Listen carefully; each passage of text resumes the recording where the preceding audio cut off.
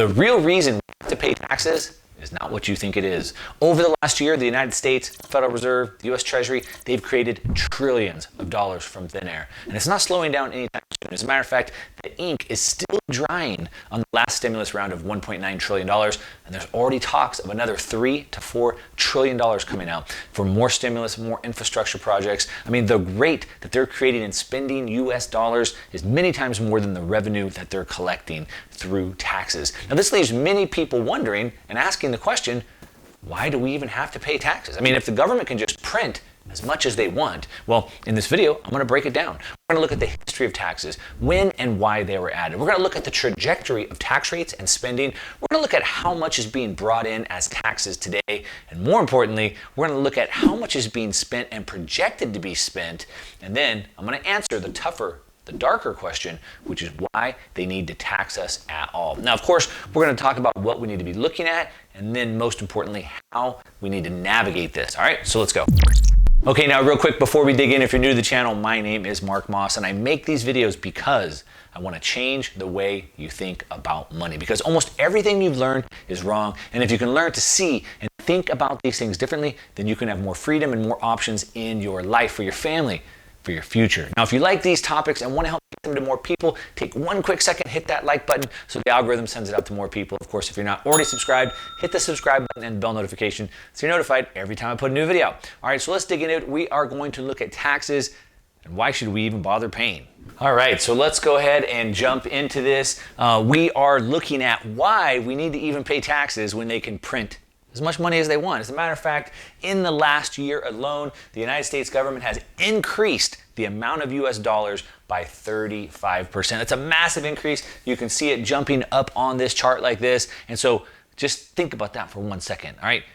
35% of all the US dollars in existence were created in the last year. That's a massive number. Now, you've seen this chart before because, of course, I've shown it to you many times. And this is per the Federal Reserve data. This is the M1 money supply. So these are the dollars that we're talking about being created. Now, you can see this going 1980, 85, 90, 95.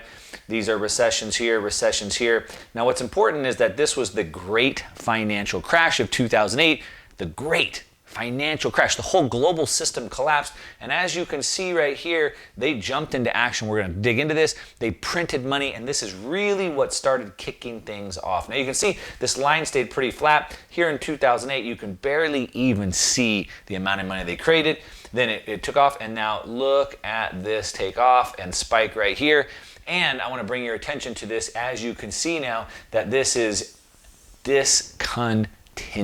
They've printed so much money they don't even want us to know about it anymore, and now they've discontinued that chart so we can't even see what the heck they're doing. Now, we're basically in this situation where we have never-ending printing going on.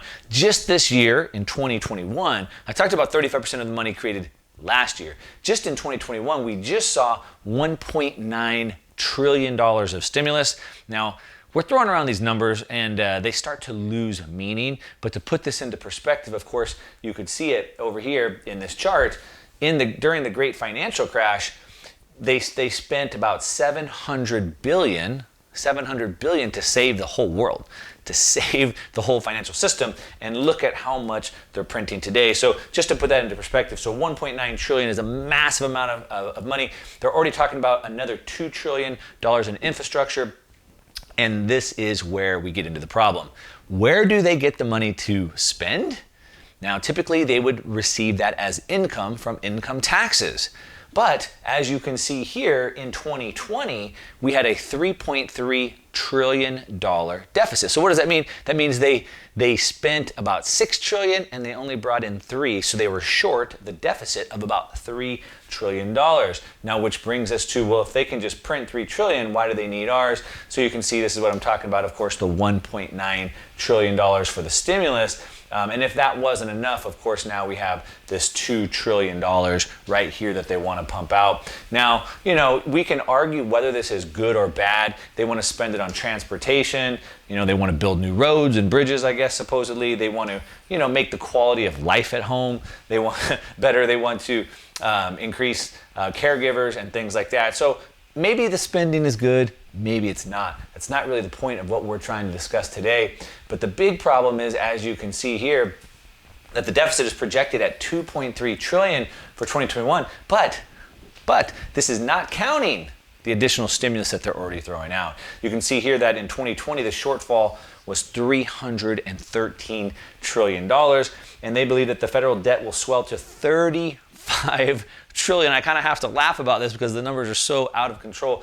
Will swell to 35 trillion by 2031. That's if we make it that far. But let's go ahead and keep digging into this. So, of course, you know, if you watch my videos at all, I love to go back to history to see where things started. So we're going to take just a quick trip back in through history here, not going too far back, but we're going to just look at the history of taxations. So a lot of times when you want to understand a problem, you need to go back to its origin. Because when you can understand the origin, not only of what it meant, what it was meant for, but also how it was used, you can kind of understand the future a little bit better. So if we want to look at the history of taxation, we go back to about 3000 BC. That's about as far back as we can see. And we can see that the Egyptians paid taxes, but they did it as part of grain and labor. So this is actually recorded in the Bible. And like I said, it's back in 3000 BC before Christ. There's 1/5 of their grain, so about 20%. That was about the tax rate at that time. We also saw per the Rosetta Stone, you've probably heard about that if you studied language at all, but per the Rosetta Stone, we can also see that it was also used about 200 years before Christ as well. So taxation is nothing new, right? It's been around for thousands of years. But let's look at a little bit more current history. So let's look at the America taxes. Now, you may know this quote, no taxation without representation, which was kind of one of the defining moments of the United States breaking apart from Britain. They didn't want to be taxed when they didn't feel like they were receiving anything back for it. You might feel that way if you live in a state like California where you pay the highest state taxes, but you have some of the worst schools, some of the worst roads, some of the highest homeless rate, etc. You might wonder, what am I getting back for my tax dollars? And of course, that's what happened with the U.S. That was in 1765. That was what was known as the Stamp Act. And so they put that tax into place. That quickly got repealed. They came back with more taxes again in 1861 with the Revenue Act. That one quickly got repealed. They came back again in 1894 with the flat federal income tax. It was ruled unconstitutional only 1 year later. So it was like taxes, no, taxes, no, taxes, no. Finally, 1913, they revised the Constitution. They gave it the 16th Amendment, which was allowed the IRS, or allowed the creation of the IRS. So the Federal Reserve and the IRS were both created in 1913. We're not going to dig into the Federal Reserve right now. But at that time, it was about a 1% tax. So that was kind of the history. These failed, and this one has stuck, and we've been with it ever since. Now, you can see here, this was the no taxation with representation from 1765. And basically what they said is that they had no right to tax Americans who lacked representation. And again, it really just always comes back down to, are you getting what you're paying for, right? And then you can see here back Abraham Lincoln in 1861, it only lasted 10 years because again, it was ruled that it wasn't constitutional to keep that going. All right, now, since 1913, since they've been collecting those federal income taxes, of course, you probably know that they've gone up and up and up and up. As a matter of fact, the tax revenues have continued climbing ever since. So in 1960, I just kind of did some decades here. 1960, the government collected about $83 billion in revenue. That's how much money they made. Like if you had a job, that's how much your household brought in. You brought in about $83 billion in revenue. 10 years later, it went to 193, pretty good growth, doubled. 1980, it doubled again, or more than doubled, 500, doubled 1 trillion, 2 trillion, 2 trillion, and last year, 2020, $3.42 trillion. So it's gone from 83 billion in 1960 to $3.4 trillion in 2020.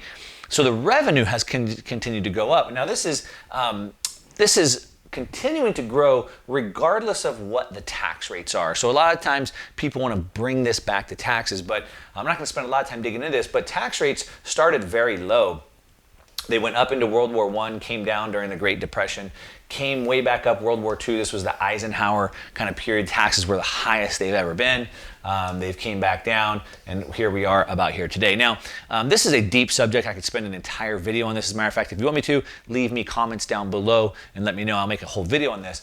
But the tax rate itself, the highest marginal income tax rate in the US, doesn't really have much to do with the amount of income that's brought in. During this Eisenhower time, tax rates, the top income tax bracket was as high as 90% of your income. But that doesn't tell the whole picture, because at that time there was a ton of tax brackets and you pay in tranches. So I'd pay a certain amount of my tax at this 10%, some at 20%, and I pay in tranches. And because there were so many tax brackets, the amount of tax collected didn't really change that much. So don't get caught up on this highest marginal income tax rate. Again, this is a whole separate video. We can break that down if you want. But just know that regardless of what the tax rate was, the income has always continued to grow. Now, this is a chart that kind of illustrates exactly what I'm saying. And so you can see that even when the tax rates were higher in the 1950s, it didn't really change that much. And so this is the 50s when the taxes were really high, and you can see that it's maintained about the same amount. But you can also see here that it's not a revenue problem. And this is the point that I want to jump into. It's not a revenue problem. So here in 2020, revenue was 3.4 trillion. We just talked about that. But here's the problem. 6.5 trillion in spending. So they brought in 3.4, but they spent 6.5. That is always the problem. It's not a revenue problem, it's a spending problem. Now, we have this deficit, a $3 trillion deficit. And here's a couple other stats I want to show you. So out of the 3.4 trillion in revenue that they collected, only 1.6 million of that was from income taxes. So there's tons of taxes. So when you hear like Amazon only paid this much in income taxes or didn't pay any income taxes, that doesn't mean they didn't pay any taxes, because there's tons of taxes. There's all types, Social Security and employer taxes and Medicare taxes and all these different types of taxes. So out of the 3.4, this is an important note, out of the 3.4 trillion, only 1.6, about half, came from actual income taxes. And back to the problem. The problem is a spending problem. The government spent 6.5 trillion in year 2020. So even if they raise the income taxes up, they're spending 6 trillion, but they only brought in 1.6 from income taxes. You see, it's not an income problem, it is a spending problem. As I'm saying, it's a spending problem. So as the tax receipts continue to grow every single year, doubling, tripling, the spending keeps growing. That's the problem, right? And then, of course, the debt keeps growing. You can see the amount of debt that's held by the public has continued to skyrocket. And this is a big problem for us. As a matter of fact, this is tax revenues that are projected in the United States from 2020 to 2031. 2031. And you can see that the tax revenues are projected to keep going up. But even though tax revenues continue to go up and up, this is the public debt of the United States from 1990 to 2020. So again, this is a trap that everybody makes. I should say most people. So it's kind of one of the rich traps. So as you start to make more money, you start to spend more money. You get a bigger house, you get more cars, you buy fancier clothes, you take big vacations. And so even though you're making more money, you're spending. Now, of course, most households can't really get away with spending more than they're making for too long. Otherwise, you end up in bankruptcy. All right, now things really turned a corner. Things really kicked into high gear, I should say, back in 2008. This was really the defining moment that started to change everything and brings us to the point that we're going to talk about today, which is why do we even need to pay taxes anymore? But really, it was 2008. It was that great financial crash we talked about, and it was this TARP. It was these TARP funds that went to bail out the global financial system.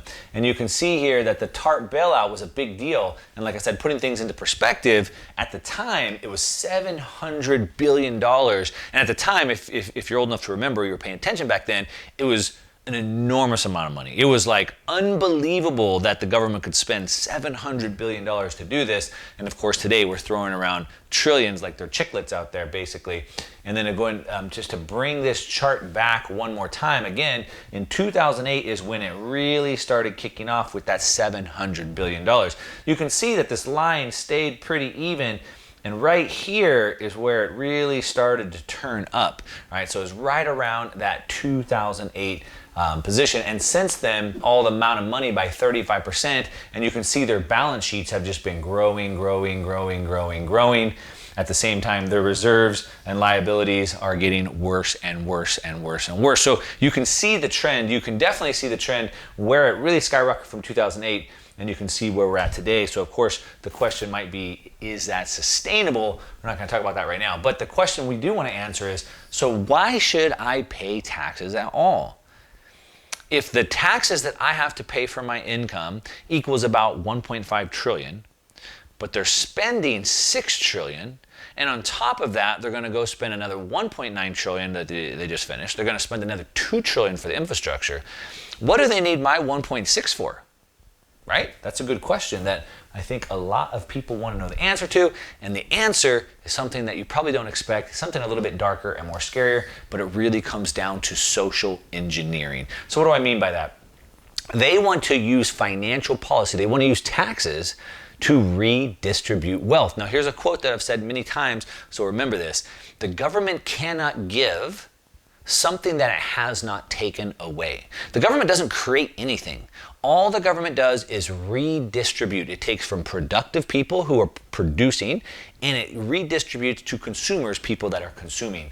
And so through taxation, they can create this policy. They can take from these people, punish this group, they can give to this group, try to elevate this group, they can make people invest here.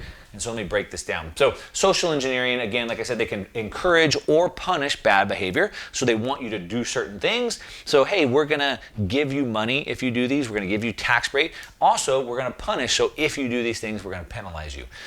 What they're really trying to do today, and you see this with the IMF, you see this with the Federal Reserve, Janet Yellen at the Treasury now is talking about this, is they really wanna push equality. They're talking about gender equality, racial equality, income equality, and so they're really trying to push equality through taxation, through monetary policy. But the thing is about this is that in order to try to promote equality, you have to treat people unequal. So what do I mean by that? Well, I want to push up this group, whether that be racial or gender or income level, this group. So in order for me to push this group up, I have to treat this group differently. So now I'm treating people unequal. The reality is I should be treating everybody equally. Their outcomes may differ, but they're trying to produce equal outcomes, which means they have to treat people unequal. It's kind of a backwards way to look at it. And what this does is it just really starts to distort markets, and it creates all types of problems. We can see that the pitfalls of social engineering through the tax code. So this has been something that's been going on for a really long time. We can see that in tax reform and social engineering. This says that what this is implementing social policies through the tax system using credits, deductions, exemptions to encourage or to punish behavior. Social engineering through the tax code should be avoided whenever possible, they say. Now, think about it like this, like the rules need to be general. So the rules need to be open, they need to be general, they need to be set aside in advance so anybody that comes in can understand what those rules are and they can play with those. So it's kind of like a sports game, for example. So pick any sport you want, talk about basketball. So basketball, some people are bigger, some people are smaller, some people are faster. LeBron James is way bigger and faster than I am. I will never be as good of a basketball player as LeBron James is. But regardless, we both have to abide by the exact same rules. The rules are general, they were set aside in advance, and we both understand those rules and we have to play with them. Kind of like a poker game. I get one hand, you get another hand. You might get a really good hand, I might get a really bad hand. It doesn't really matter. We both have to play the hand that we're dealt, and we play it to the exact same rules. There's not a different rule in poker like, well, if you get this bad hand, you get to draw more cards. There's no rule like that. We all have to play the same thing, but that's not what they're doing with taxes. Now, what do we need to know about this in order for us to take advantage of this, in order for us to succeed with this, all right? So you can either beat them or join them. So we can't beat the government. They say there's the only things that are certain in life are death and taxes, and so we cannot beat the IRS, so we'll probably join them. That's kind of my option. So how do we navigate this, all right? How do we navigate this to our advantage? Well, of course, as always, we have to start with understanding what this is, understanding the policies. And so, for example, we'll start right here at the IRS. So a lot of people think that the rich, they avoid taxes. Donald Trump didn't pay taxes, things like this, right? They use loopholes, all these things. And so you need to get rid of that type of thinking right off the bat because that's a big problem for you. The IRS themselves puts on their website that they give you business tax credits. So there's a list of them. You can subtract these credits directly from your taxes. That means you don't have to pay taxes if you use these credits that they freely give you available. Credits are part of the general business credits, all right? That's the IRS. So we can see here, here's like a big list of small business tax deductions. So let's see, back over here to this list. So let's say that housing. So the government needs a place for people to live. The government, again, cannot create, they can only redistribute. So they need the people to provide housing. They need people to buy apartments and houses and put those up for rent. So if you do that, they give you tax incentives. They give you tax credits because they need that to happen. They need jobs. People need to work. They need revenue from taxes. And so if you create a business, if you create jobs, you get tax incentives, you get breaks, you get credits. Exactly what we're talking about here, small business tax deductions. They want green energy. So if you put solar panels on your house, they're going to give you money for that, right? So these are all things they're trying to do. Even investing, which we're talking about all the time. Investing, they want you to save for your retirement. They want you to invest money. So if you invest, you get tax breaks. You get capital gains tax breaks if you hold those investments for more than a year. And so you have to understand all these things. They are not loopholes. These are things the government is trying to do through social engineering. This is why they're doing taxes. Now, you can see here, this is Bloomberg. The tax bill is bad for homeowners, but it's good for landowners. I'm sorry, landlords. So again, if you buy a house and you rent it out, you're a landlord, and the government is going to reward you for that. Of course, we talked about this. Going green, there's tax breaks for going green. If you put solar panels on your house, we talked about that. If you buy electric vehicles, you get tax breaks. In California, if you buy an electric vehicle, even my electric golf cart qualifies. I file the electric golf cart because it's a vehicle with a license plate with my DMV and my power company, and I get a discount on my electricity because I had an electric vehicle. So again, I'm using these loopholes the way they want me to do that. So look, again, back to beating them and joining them. So you can be mad about the rich and how they're using these loopholes, but the better option is for you to realize that the government is really trying to engineer behavior. Now, I don't condone that. I think it's a horrible thing. I think everybody should be treated fairly with the exact same rules. I think a flat tax would probably be much better, but I can't beat them. So what you want to do is you want to join them, but understand that both rich and poor alike can do this. You can be a W-2 employee, but there's nothing stopping you from starting a side business. You can start a DBA, a small business. You can start a corporation for a couple $100, something on the side. Maybe it's photography, maybe it's video editing, maybe it's who knows what. So you can do this regardless of what your job is, how much money you make, you can use these things. The other things, like I said, is you want to look for policies and you want to align yourself. So whether that's through your investments, whether it's through what you're buying, what type of cars, buy a golf cart, get a discount on your electricity bill, things like that. You want to align yourself with the policies. And then, of course, always, like anything, we want to be tactically watching, managing, paying attention, so we're always able to pivot and adapt as things happen. So again, taxes, I'm not a fan. I believe taxes are theft. That's a whole different conversation. We can talk about that if you leave me a comment. I don't like the fact that they're using these to modify people's behavior. I think that is a massive problem. But at the end of the day, we either have to beat them or join them, and this is how we join them. Let me know what you think. Leave me a comment down below. Are you going to beat them? Are you going to join them? And if so, how? What kind of policies are you utilizing to lower your tax bill and join in on this behavioral taxation? As always, give me a thumbs up on this video. You know I'm working hard for you on these. If you don't like the video, I guess you can give me a thumbs down. Either way, but leave me a comment and let me know. Also, I'm grabbing 5 questions every week from the comments you leave down below. I'm answering them on a new video on my new channel, the Market Disruptors channel. There's a link for it in the description down below. All you have to do is ask a question. I'm gonna grab those questions. I'm gonna make a video answering those questions. Go watch the video. If I answer your question on the video, I'm going to send you $25 in Bitcoin just for asking the question. All right, that's what I got for you today. To your success, I'm out.